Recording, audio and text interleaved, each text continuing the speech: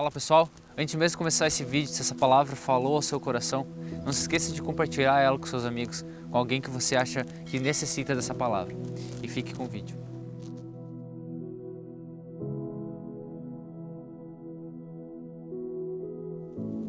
Gênesis, capítulo de número 15, versículo de número 5.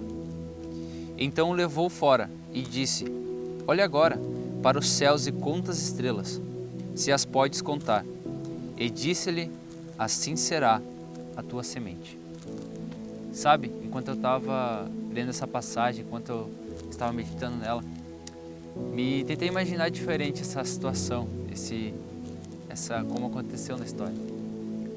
E pensei que se Deus tivesse chamado Abraão em um dia claro como hoje. A gente sabe que Deus chamou durante a noite e mandou ele olhar as estrelas. Mas e se Deus tivesse chamado ele durante um dia? Ou se ele tivesse chamado Abraão em meio a uma tempestade?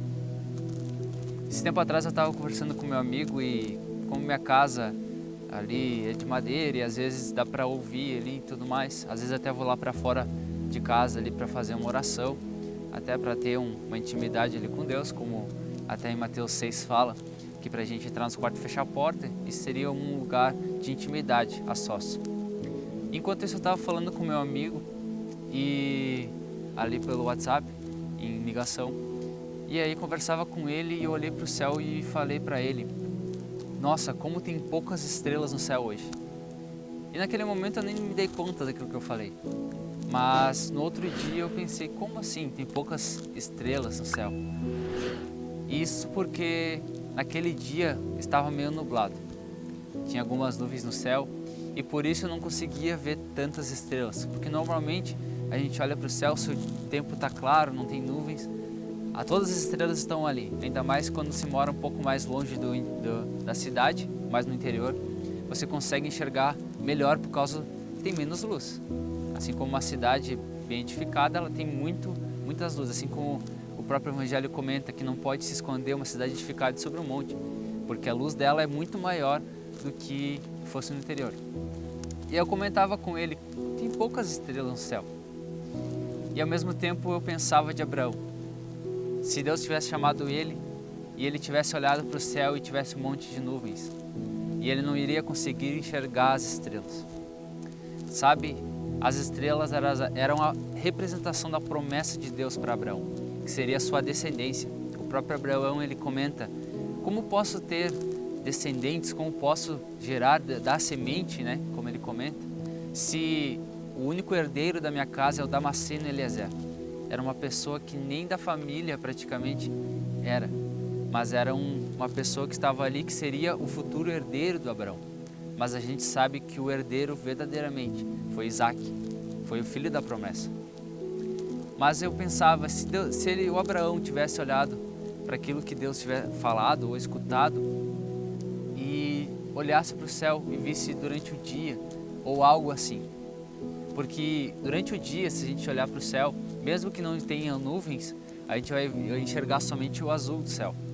Porque o nosso Sol, ele bate na nossa camada atmosférica e gera muita luz, comparada às estrelas. As estrelas, elas têm a luz ou gerada por outro sol, ou até mesmo por ela mesma. E até chegar a nós, a luz dela é muito mais fraca, obviamente, do que o nosso Sol, que está muito mais próximo de nós. E eu pensava nisso, se Deus tivesse chamado ele assim. O nosso erro é não enxergar a promessa de Deus, porque a gente está olhando muito para as nuvens carregadas, para a tempestade que está na nossa vida. Porque se a gente olhar atrás agora mesmo que o céu esteja limpo, as estrelas continuam ali. Elas não se retiram e voltam à noite. Elas continuam ali. A promessa de Deus, ela sempre continua para a gente. Não importa com aquilo que a gente está vendo, não importa com aquilo que a gente pensa. O erro nosso é muitas vezes parar de crer na promessa de Deus e enxergar ela ali, porque tem uma tempestade vindo. A gente acaba desistindo da nossa família, a gente acaba desistindo dos sonhos de Deus para nós, a gente acaba desistindo da promessa dele, porque a gente está olhando demais para a tempestade.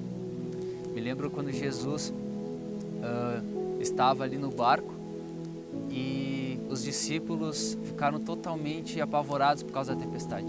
Jesus dormindo no barco. E os discípulos acordaram o mestre para falar: Jesus, o Senhor não se importa com a gente? O Senhor vai deixar a gente morrer aqui?